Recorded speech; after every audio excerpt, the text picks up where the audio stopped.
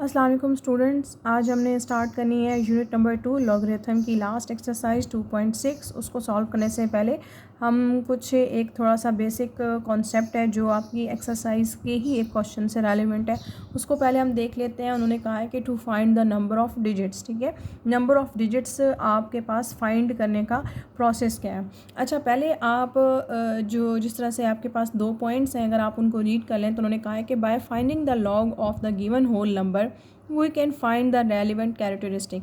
यहाँ पे number of digits जो है वो होल नंबर्स के फाइंड आउट करने के लिए उन्होंने एक प्रोसेस बताया है कि उन्होंने पहला पॉइंट क्या कहा है, आपने क्या करना है, उसका नंबर का लॉग फाइंड आउट करना है। ठीक हो गया।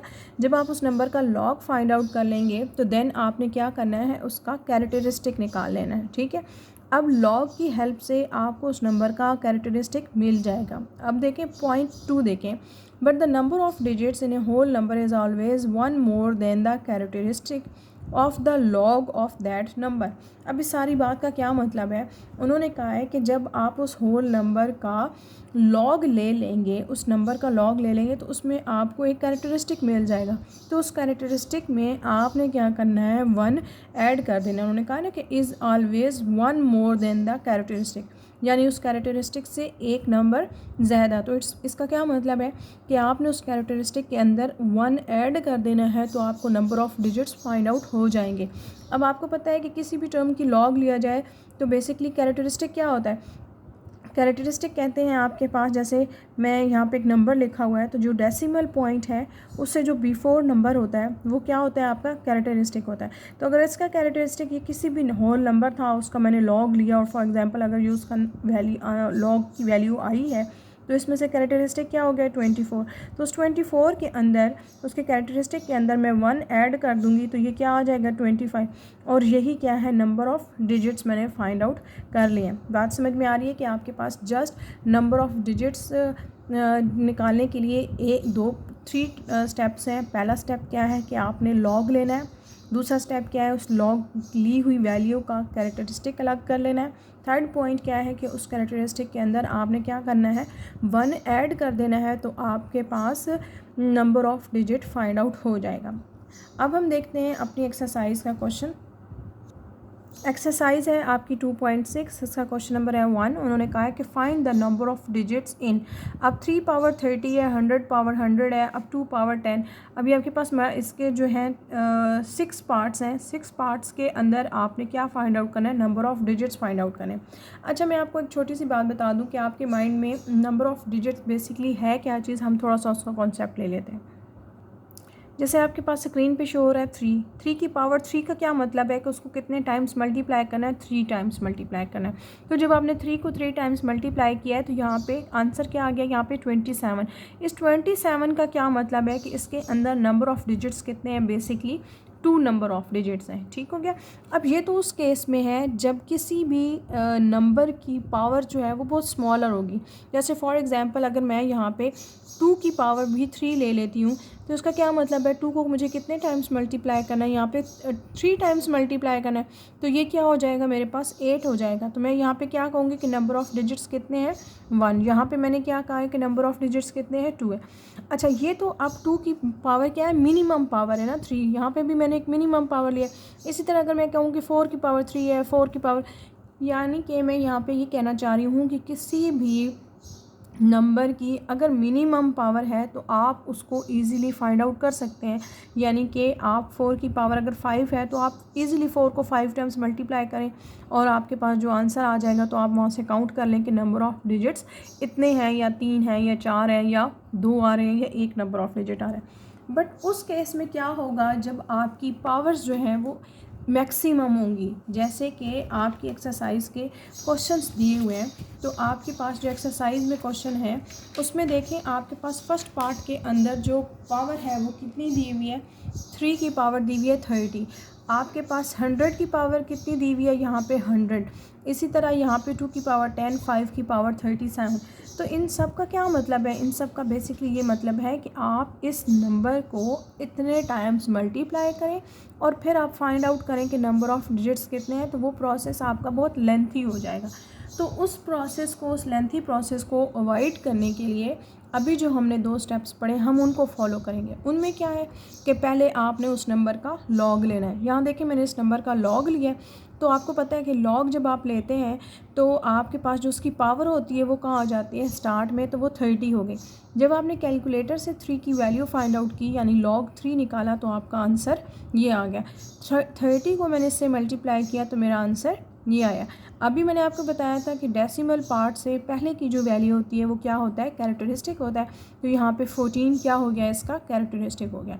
अभी हमने पॉइंट पढ़ा था, सेकंड पॉइंट, थर्ड पॉइंट ये पढ़ा था कि जब आपने पहले लॉग लेना है, लॉग लेने के बाद आपने कैरेक्टरिस्टिक फाइंड आउट करना है और फिर उस कैरेक्टरिस्टिक के अंदर 1 जो है वो ऐड कर देना है, तो वो क्या हो जाएंगे, number of digits. It's mean कि जब आपने 3 को 30 टाइम्स मल्टीप्लाई किया है तो उसके जो आंसर के नंबर ऑफ़ डिजिट्स हैं वो कितने हैं, 15। बेसिकली आंसर नहीं ये 15 बता रहा, ये उसके नंबर ऑफ़ डिजिट्स बता रहा है। जैसे भी हमने एग्जांपल में पढ़ा था कि 2 को 3 टाइम्स किया था तो 8 यानी 1 नंबर आया। 3 को 3 टाइम्स मल्टीप्लाई किया तो 27 यानी 2 नंबर ऑफ़ डिजिट्स आए।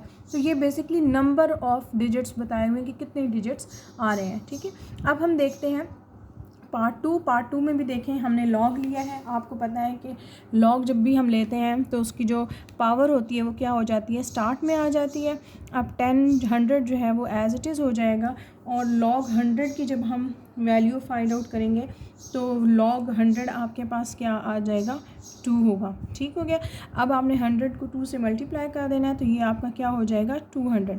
अच्छा, अब छोटी सी बात अगेन, अगर आप लोगों ने प्रीवियस सारी वीडियोस देखी हुई हैं तो वहाँ पे मैं ये मेंशन करती रही हूँ बात कि अगर पूरी वैल्यू के अंदर पॉइंट एग्जिस्ट नहीं करता तो इट्स मीन पॉइंट कहाँ पे होगा, उसके लास्ट पे होगा। और यहाँ कोई आगे भी 0 ज़ीरोज़ होंगे तभी उसने नहीं लिखा उन सबको, क्योंकि पॉइंट के बाद ज़ीरोज़ की वैल्यू नहीं होती। तो इट्स मीन इसका कैरेक्टरिस्टिक आपका क्या बन गया, इसका कैरेक्टरिस्टिक आपका बन गया है 200। तो यहाँ पे अगर मैं अब number of digits find out करूँ तो यहाँ पे नंबर ऑफ़ डिजिट्स क्या बन जाएंगे, 200 + 1, तो ये क्या बनेगा, 201। इसी तरह आपका पार्ट नंबर 3 है। पार्ट नंबर 3 को भी मैं यहाँ पे लिख लेती हूँ। लॉग क्या हो जाएगा, 2 पावर 10, तो क्या होगा 10 जो है वो स्टार्ट में और 10 स्टार्ट में और लॉग क्या हो जाएगा यहाँ पे भी 2। अब again 10 as it is. Log 2 को जब मैं कैलकुलेटर से फाइंड आउट करूँगी तो वो आंसर क्या देगा, 0.3010। अब 10 को जब मैं इससे मल्टीप्लाई करूँगी तो मेरा आंसर आएगा 3.0103। ठीक हो गया। अब हमने क्या करना है, यहाँ से इसका कैरेक्टरिस्टिक पार्ट सेपरेट कर लेना और इसका कैरेक्टरिस्टिक पार्ट क्या है, जस्ट 3। तो क्योंकि डेसिमल से पहले वाला पोर्शन कैरेक्टरिस्टिक होता है। तो अब यहाँ पे मैं फाइंड आउट करूँगी नंबर ऑफ़ डिजिट्स।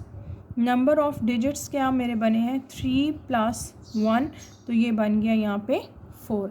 इसी तरह पार्ट नंबर 4 देखते हैं हम। पार्ट 4 देखें तो उसको भी अगेन उसी तरह हमने लॉग लिया है, पावर हो गई स्टार्ट में, log 5 का आंसर ये 37 मल्टीप्लाई बाय दिस नंबर, तुम्हारा आंसर आया 25.863। अब 25 यहाँ पे क्या बन गया, इसका कैरेक्टरिस्टिक, तो नंबर ऑफ़ डिजिट्स में क्या होगा, 25 + 1, यानी जो भी कैरेक्टरिस्टिक होगा उसके अंदर 1 ऐड होगा। तो यहाँ पे नंबर ऑफ़ डिजिट्स क्या आएंगे, 26, यानी कि 5 को जब आपने 30 टाइम्स मल्टीप्लाई किया है तो वहाँ पे कितने डिजिट्स आ रहे हैं, 26। अब आपके पास है इसका पार्ट 5 में देखें 529, उसकी पावर क्या है आपके पास 3।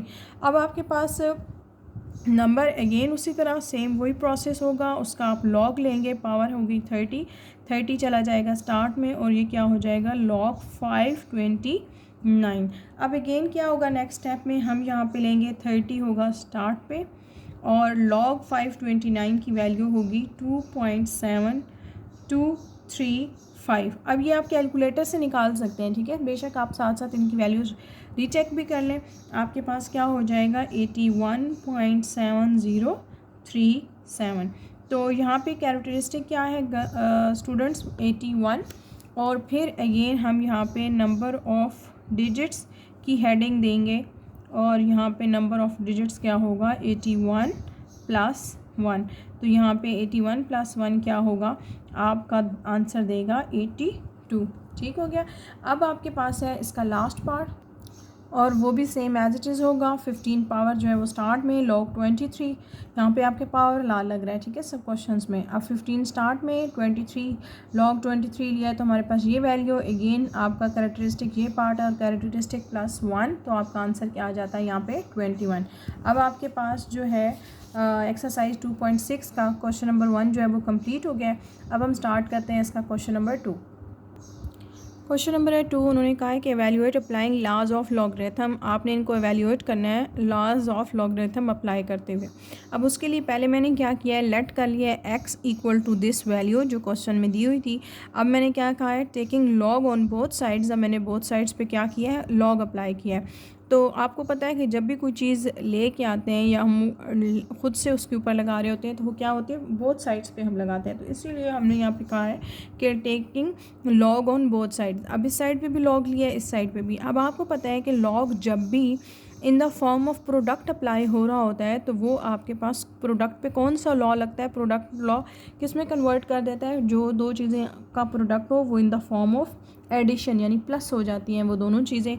तो क्या हो जाएगा, log of this value plus log of this value, यानी वो जो दो वैल्यूज़ आपस में मल्टीप्लाई हो रही थी अब वो किस में कन्वर्ट हो गई हैं, प्लस में, और दोनों के साथ क्या आ जाएगा, लॉग लॉग। अब अगेन बात है लॉग 23.57, अगर आप उसको कैलकुलेटर से फाइंड आउट करेंगे तो ये क्या बन जाएगा, 1.3724। अब अगेन इसको भी कैलकुलेटर से आप निकालेंगे तो ये आपके पास आ जाएगा 0.7751 log x जो है वो एज इट इज़ होगा। इन दोनों को ऐड करेंगे तो आंसर देगा 2.1481 log x हो जाएगा। अब आपको पता है कि log को जो क्या करना है, आपने दूसरी साइड पे लेके जाएंगे। अगर आप इस तरह से करते हैं तो यहाँ पे log है, उस साइड पे जाके ये एंटी लॉग बन जाएगा। हमने एक्सरसाइज लॉग वाली भी की है और एंटी लॉग वाली भी की है। तो एंटी लॉग में मैंने आपको क्या कहा था, एंटी लॉग बेसिकली लॉग का इन्वर्स प्रोसेस है, यानी उसका उलट प्रोसेस है। तो अगर मैं यहाँ पे क्या ले लेती हूँ, मैं यहाँ पे लिखती हूँ कि मैंने taking anti log on both sides, ठीक है। तो अगर मैं कहती हूँ कि मैंने बोथ साइड्स पे एंटी लॉग अप्लाई कर दिया है तो एंटी लॉग और ये लॉग एक दूसरे को कैंसिल कर देंगे तो यहाँ पे क्या बच जाएगा, जस्ट x, और यहाँ पे क्या हो जाएगा, anti log of this value 2.1481। ठीक हो गया। मैंने बोथ साइड्स पे एंटी लॉग लिया था तो एक लॉग ने अपने एंटी लॉग को कैंसिल कर दिया तो x ये बन गया सिंपली x, और यहाँ पे आ गया एंटी लॉग क्योंकि मैंने दोनों साइड्स पे अप्लाई किया था। अब उसके बाद जब इस वैल्यू का एंटी लॉग लेंगे, अब आपके माइंड में क्वेश्चन आएगा कि एंटी लॉग कैसे लेना है। आपके कैलकुलेटर में आपने शिफ्ट प्रेस करना है और फिर वही लॉग का ही जो आपके पास की होगी उसको प्रेस करना है। आपके पास कैलकुलेटर में कुछ इस तरह लिखा होगा, तो जब आप ये लॉग होता है, ठीक है, तो आपने शिफ्ट प्रेस करना है, देन आपने लॉग प्रेस करना है, तो वो एंटी लॉग आ जाएगा और फिर आपने राइट डाउन करनी है यही वैल्यू, तो उस पर वो आंसर देगा 140.6, और ये आपके पास क्या आ गई है, x की वैल्यू। ये आपने उस सारे क्वेश्चन को एवेल्यूएट कर दिया। अब आपके पास है पॉइंट पार्ट टू भी सेम एज इट इज़ ही होगा। अब लेकिन आपके पास है यहाँ पे कौन सा रूल लगेगा, कोशेंट लॉ है लगेगा, जिसमें ये दोनों चीज़ें एक दूसरे के साथ डिवाइड हो रही हैं तो किस में कन्वर्ट हो जाएंगी, माइनस में। तो हम स्टेप बाय स्टेप चलेंगे। पहले हमने लिया let x equals to this, taking log on both sides, same as it is जैसे आपने प्रीवियस प्रोसेस किया था, दोनों साइड्स पे लॉग लगा। तो लॉग जब आपके पास लग रहा होता है, कोई दो वैल्यूज़ फ्रैक्शन की फॉर्म में लिखी हैं, तो कोशेंट लॉ लगेगा, उसके अकॉर्डिंग ये दोनों चीज़ें क्या हो जाएंगी, माइनस में, और दोनों के साथ आ जाएगा आपका लॉग लॉग। अब आपने कहना है लॉग 65.89 को जब आप कैलकुलेटर पे लिखेंगे तो आपके पास 1.8188 आंसर आएगा। सेम एज इट इज़ इसका भी लॉग लेंगे तो ये 0.8687 होगा। अब इस वैल्यू के अंदर से आपने क्या करना है, इस वैल्यू को माइनस करना है, तो आपका आंसर आ जाएगा 0.9501। अब यहाँ पे है log x as it is. अब अगेन जैसे आपने प्रीवियस प्रोसेस किया है तो आपको इस लॉग को ख़त्म करने के लिए दोनों के साथ आपने एंटी लॉग लेना है।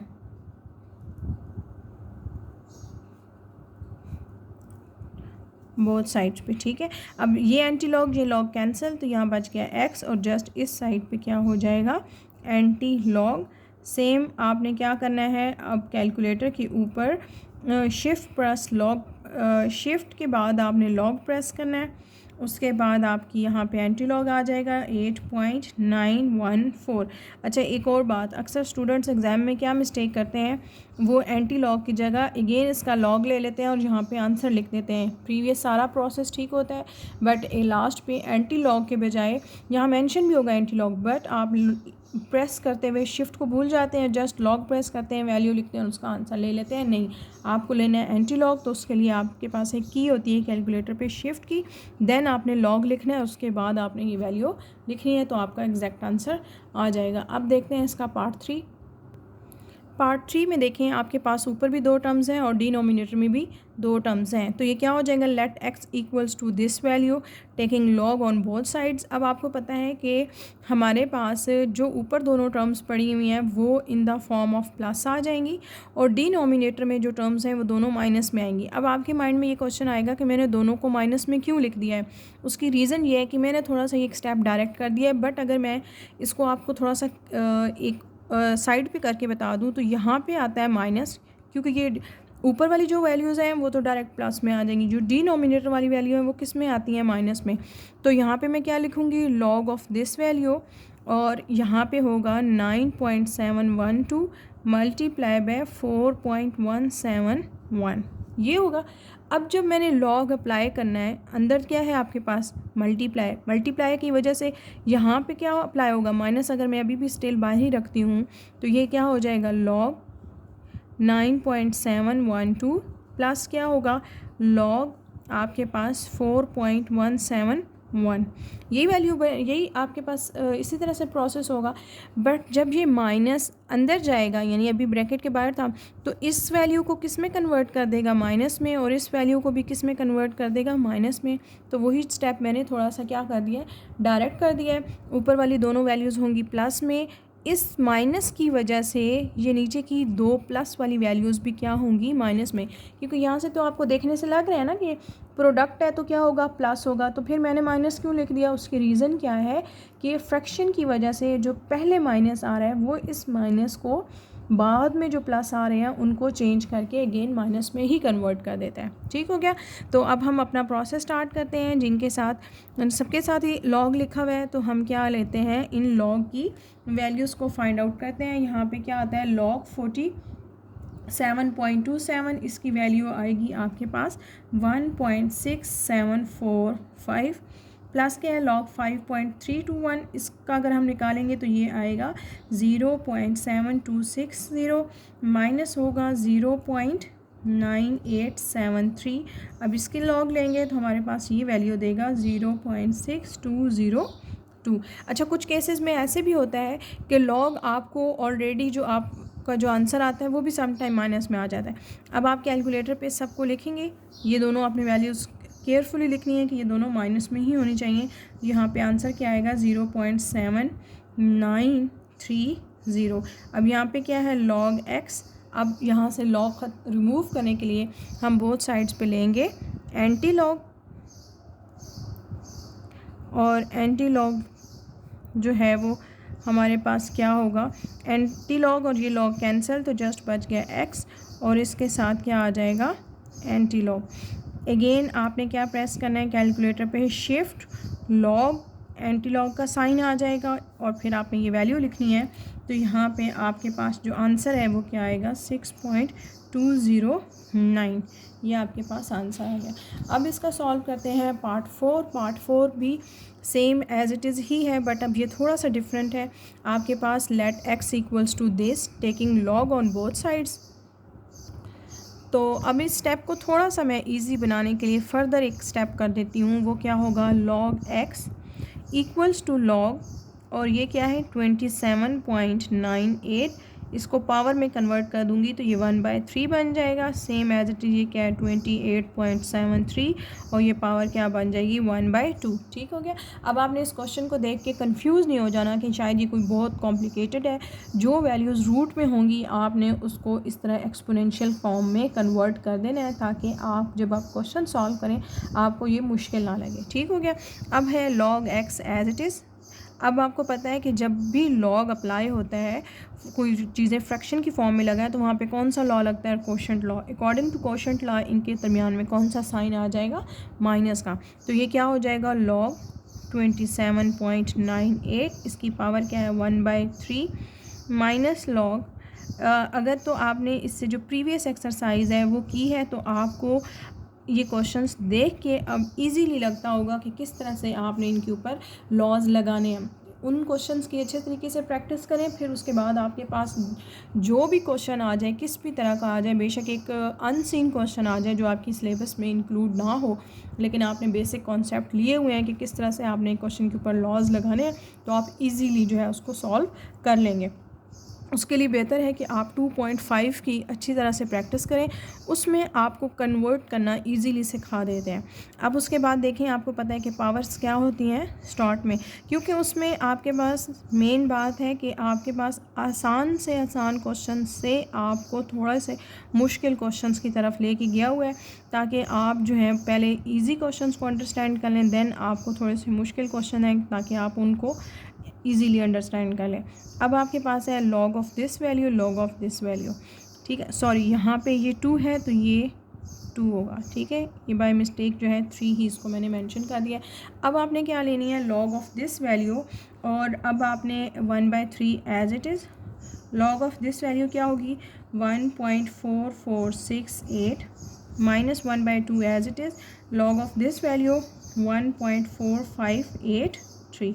अब आपने क्या करना है 3 से इस वैल्यू को, अगर तो यहाँ कोई और नंबर होता फॉर एग्जांपल तो मैं क्या करती, पहले उसको उससे मल्टीप्लाई करती, देन 3 से डिवाइड करती।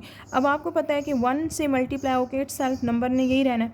यहाँ पे अगर 2, 3, 4 कोई और नंबर होते तो देन मैं उसको पहले मल्टीप्लाई करती फिर डिवाइड। अब 1 से मल्टीप्लाई होके ये इट सेल्फ ही नंबर आएगा तो मैं डायरेक्ट इसको 3 से डिवाइड कर दूँगी, तो ये आंसर आएगा 0.4822। अब सेम एज इट इज़ ये भी 2 से डिवाइड होगा, ऊपर 1 है तो कुछ वो 1 से मल्टीप्लाई होके इट सेल्फ ही नंबर आ जाएगा। अब इन दोनों को माइनस करेंगे तो आपके पास आंसर क्या आएगा -0.2469। यहाँ पे साथ हम log x जो है वो स्टेप बाय स्टेप उतार लेते हैं। अब आपको पता है कि आपने क्या करना है, बोथ साइड्स पे एंटी लॉग लेना है। अच्छा, अब कुछ प्रोसेस में ऐसे होता है कि अगर आपके पास यहाँ पे सॉल्व करने के बाद इस स्टेप में अगर वैल्यू माइनस में आ रही है तो आप उसको पॉजिटिव में कन्वर्ट करने के लिए उसके अंदर एक नंबर ऐड करते हैं और एक नंबर सब्ट्रैक्ट करते हैं, फिर आपके पास एक नंबर आ जाता है, देन आप उस नंबर का एंटी लॉग लेते हैं। वो प्रोसेस भी ठीक है, लेकिन अगर आप इसका डायरेक्ट भी एंटी लॉग ले लें, क्योंकि लॉग जो है वो नेगेटिव वैल्यूज़ का एग्जिस्ट नहीं करता, लेकिन जो एंटी लॉग है वो नेगेटिव वैल्यूज़ का लिया जा सकता है, तो इसलिए आपके पास मिस्टेक के चांसेस तब भी नहीं होंगे। लेकिन अगर आप के जो क्लास टीचर्स हैं, जो सब्जेक्ट टीचर्स हैं सॉरी, वो अगर आप लोगों को इस तरह से करवाती हैं कि अंदर उसके कोई नंबर ऐड करवाती हैं और सब्ट्रैक्ट कराती हैं, तो उसका मैं आपको एक थोड़ा सा कॉन्सेप्ट दे देते हूँ। जैसे अगर यहाँ पे 0 है, ठीक है, ये 0 है तो 0 से बड़ा नंबर होगा 1, तो एग्जामिनर जो आपके टीचर्स हैं वो क्या करते हैं, उसके अंदर 1 ऐड भी करवाते हैं और सब्ट्रैक्ट भी, फिर उसको पूरा सॉल्व करते हैं तो आपके पास एक पॉजिटिव नंबर आ जाता है। अब वो इसके अंदर 1 ऐड करना है, 2 ऐड करना है या 3, वो आप इस पार्ट को देख के करते हैं। अगर यहाँ 0 है तो 0 से बड़ा एक नंबर क्या होता है 1, तो 1 को ही ऐड करेंगे और 1 को ही सब्ट्रैक्ट करेंगे। अगर यहाँ पे जो है 2 हो जाता है तो 2 से एक बड़ा नंबर क्या होगा 3 को ही ऐड करेंगे और 3 को ही सब्ट्रैक्ट करेंगे। बट मोस्टली केसेस में 1 ही ऐड और सब्ट्रैक्ट किया जाता है, तो क्योंकि उसमें यहाँ पे पॉइंट ही 0 से स्टार्ट हो रहा होता है, तो ज़रूरी नहीं है कि आप वो स्टेप करें और आपका क्वेश्चन ठीक हो, उसके साथ भी ठीक है और विदाउट दिस प्रोसेस भी आपके आंसर ठीक ही आएगा, क्योंकि हमारे पास नेगेटिव वैल्यूज़ के एंटी लॉग एग्जिस्ट करते हैं, पॉजिटिव वैल्यूज़ के एग्जिस्ट लॉग्स नहीं कर रहे होते। ठीक है, हम एंटी लॉग ले सकते हैं। तो अब मैं क्या करती हूँ, दोनों साइड्स पे एंटी लॉग ले लेती हूँ, मैं उस प्रोसेस को अवॉइड कर रही हूँ। ठीक है, एंटी लॉग बट वो प्रोसेस भी रॉन्ग नहीं है, अगर आपको वो करवा रहे हैं तो वो भी रॉन्ग नहीं है, ठीक है। Anti log on both sides, तो ये anti log due to this ये लॉग कैंसिल हो जाएगा और एंटी लॉग -0.2469। अब आपने क्या करना है, शिफ्ट एंटी लॉग ब्रैकेट का यूज़ करेंगे, ब्रैकेट यूज़ करके आपने क्या लिखना है माइनस। अब कुछ बच्चे क्या करेंगे, ये वैल्यू लिख देंगे, माइनस भूल जाएंगे, तब आपका आंसर रॉन्ग आएगा। -0 पॉइंट दिस वैल्यू, तो आपका जो यहाँ पे आंसर है वो आएगा 0.5663। ठीक हो गया। अब आप देखते हैं इसका नेक्स्ट स्टेप पार्ट 5 है आपके पास, सेम एज इट इज़ जैसे अभी आपने प्रीवियस पार्ट किया था उसी की तरह है। तो मैंने लेट एक्स की है, अगेन ये आपके पास रेडिकल की फॉर्म में लिखा हुआ है, तो मैंने इसको कन्वर्ट कर दिया एक्सपोनेंशियल फॉर्म में, ताकि मेरा क्वेश्चन जो है वो सॉल्व करने में मुझे आसानी हो। अब अगेन दोनों साइड्स पे लॉग लिया है, लॉग लेने के बाद हमने क्या किया है, इसके ऊपर देखा है कि कौन सा लॉ लग रहा है, इस पर कोशेंट लॉ लगा है। अकॉर्डिंग टू कोशेंट लॉ ये क्या आ जाता है, मिड में -2 जो वैल्यूज़ फ्रैक्शन की फॉर्म में होती हैं वो क्या हो जाती हैं, एक दूसरे से सबट्रैक्ट। अब क्या होगा, पावर लॉ लगेगा, पावर रूल लॉ के अकॉर्डिंग 1/7 क्या हो जाएगा स्टार्ट में, log of this value. Next भी क्या होगा 1/3 स्टार्ट में और लॉग ऑफ दिस वैल्यू। ये आपको एक्सरसाइज बहुत आसान लगेगी अगर आपने एक्सरसाइज 2.5 की जो प्रैक्टिस है वो की हुई हो तो। अब again log of this value 1/7 as it is, तो इसकी अगर आप लॉग लेते हैं तो वो आपके पास आता है 2.119 -1/3 एज इट इज़। इसका लॉग लेंगे तो वो आएगा 1.4372। अब आपने क्या करना है, 7 से इस वैल्यू को डिवाइड करना है, तो ये आएगा 0.3017 -0.4790। दोनों को सबट्रैक्ट करें तो आंसर आता है -0.1773। अब अगेन यहाँ पे वैल्यू कौन सी है, नेगेटिव। आप यहाँ पे चाहें तो 1 इसमें ऐड करके और 1 सबट्रैक्ट करके इसको पॉजिटिव नंबर बना सकते हैं, देन उसका एंटी लॉग ले लें, या आप पे डिपेंड करता है कि आप इसका डायरेक्ट ही एंटी लॉग ले लें, तो उससे भी आपका क्वेश्चन जो है वो सॉल्व हो जाएगा। दोनों साइड्स पे एंटी लॉग लेंगे, बोथ साइड्स पे, तो ये log cancel, x equals to anti log of this number 1773। अब अगेन आपने कैलकुलेटर जब यूज़ कर रहे हो तो उस टाइम आपने ये मिस्टेक नहीं करनी, कैलकुलेटर के ऊपर ब्रैकेट का use, shift log bracket minus और दिस वैल्यू, तो आपका यहाँ पे जो आंसर है वो आएगा 0.6648। ये आपकी जो है x की वैल्यू आ जाएगी। अब हम स्टार्ट करते हैं इसी क्वेश्चन का लास्ट पार्ट, 6 पार्ट। तो अकॉर्डिंग टू दिस क्या हो जाएगा, log x equals to log of this value. ठीक हो गया। अब हमने लॉग लेना है। अब आपको क्या पता चल रहा है कि यहाँ पे ऊपर जब आप अप्लाई करेंगे वो लॉग होगा दिस और फिर माइनस करके लॉग ऑफ दिस वैल्यू। अच्छा, ये इसमें आप स्टूडेंट्स कंफ्यूज ना हो जाए, मैं इसको पहले स्टेप वाइज लिखती हूँ।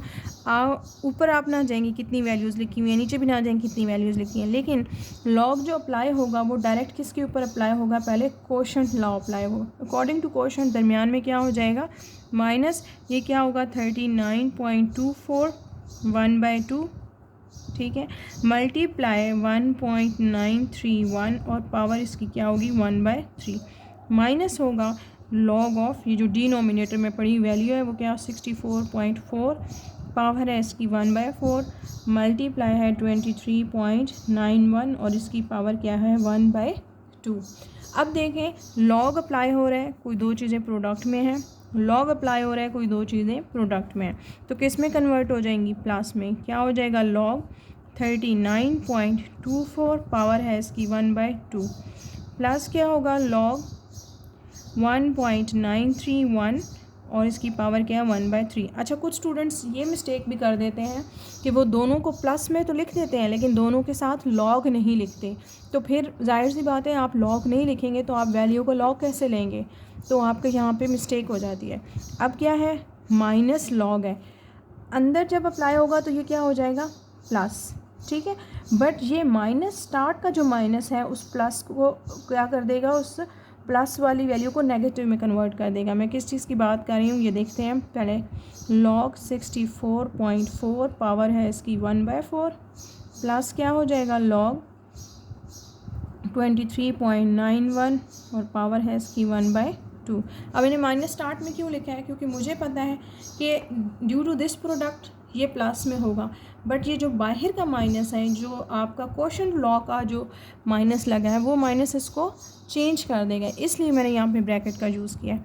अब पावर लॉ के अकॉर्डिंग 1/2 स्टार्ट में, लॉग 39.24, पावर लॉ के अकॉर्डिंग 1/3 स्टार्ट में, लॉग 1.931 और माइनस क्या हो जाएगा लॉग और माइनस। अब इसके पावर लॉ के अकॉर्डिंग 1/4 स्टार्ट में और लॉग 64.4, ये माइनस और पावर लॉ के अकॉर्डिंग 1/2 स्टार्ट में और ये क्या हो जाएगा लॉग 23.91। अगेन एंड अगेन मैं एक चीज़ रिपीट कर रही हूँ, ये क्वेश्चंस में कुछ स्टेप्स थोड़े से अगर आपको कंफ्यूजिंग लग रहे हैं कि ये स्टेप कैसे हुए हैं, तो उसके लिए मैं आपको ये रिकमेंड करूँगी कि आप पहले अच्छे तरीके से एक्सरसाइज 2.5 देखें, ताकि आपको इस क्वेश्चन को अंडरस्टैंड करने में प्रॉब्लम ना हो। 1/2 as it is, log of this value आएगा 1.5937, 1/3 as it is, log of this value 0.2856 minus 1/4 as it is, log of this value 1.8089 minus 1/2 log of this value 1.3780। ठीक हो गया। अब आपने क्या करना है, अब अगेन 1/2 ये 2 से डिवाइड, 3 से डिवाइड, 4 से, और ये किससे डिवाइड हो जाएगा 2 से। तो यहाँ पे वैल्यू आंसर क्या आएगा 0.7969 प्लस होगा 0.0953 माइनस होगा 0.4522 और माइनस 0.6893। अब इनको जब सॉल्व करेंगे तो आपके पास आंसर आएगा -0.2493। अब अगेन मैं आपको यहाँ पे एक बात रिपीट कर दूँ कि आपके पास क्या होगा, वैल्यू अगेन नेगेटिव में है, आपकी चॉइस है, आप इसके अंदर 1 ऐड और 1 सब्ट्रैक्ट करके इस नंबर को पॉजिटिव बना दें, देन उसका एंटी लॉग लें, आपकी चॉइस है, आप यहाँ पे डायरेक्ट ही एंटी लॉग ले लें। अब देखें एंटी लॉग लेंगे तो due to this anti log, ये लॉग एक दूसरे से cancel, x equals to this value, तो यहाँ पे जब हम इसका एंटी लॉग लेंगे तो इसका जो आंसर है वो आएगा आपके पास 0.5632, ये आपके पास इसका आंसर आ गया। अब आपके पास क्वेश्चन नंबर 2 के 6 पार्ट्स कंप्लीट हो गए। अब हम स्टार्ट करते हैं इस चैप्टर की लास्ट एक्सरसाइज का लास्ट क्वेश्चन, क्वेश्चन नंबर 3। अब यहाँ पे इसकी स्टेटमेंट रीड करते हैं। उन्होंने कहा है कि the Kansu China earthquake of 1920 was measured about 8.5 on Richter scale and the Tokyo Japan earthquake of 1923 was measured 7.8 on the scale.